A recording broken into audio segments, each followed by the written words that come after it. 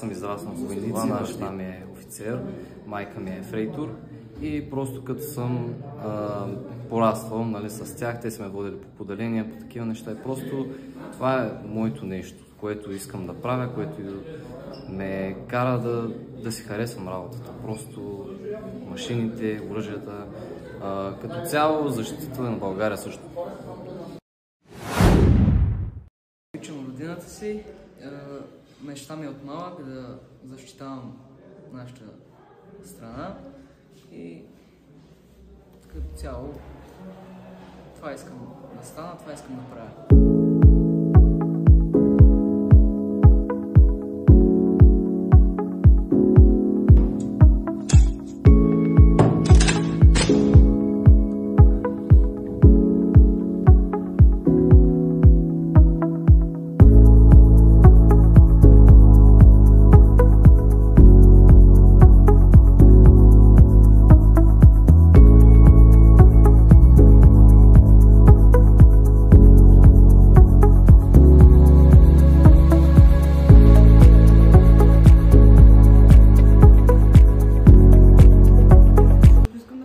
Държавата с нещо, искам да съм полезна. И много момичета се записват за военни, много им харесва като цяло да помагат, да се борят.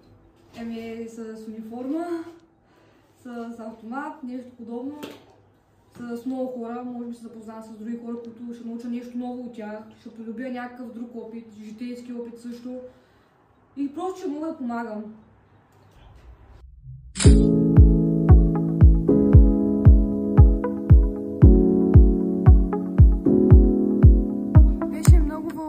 Много интересно. Пренесах се в друг свят.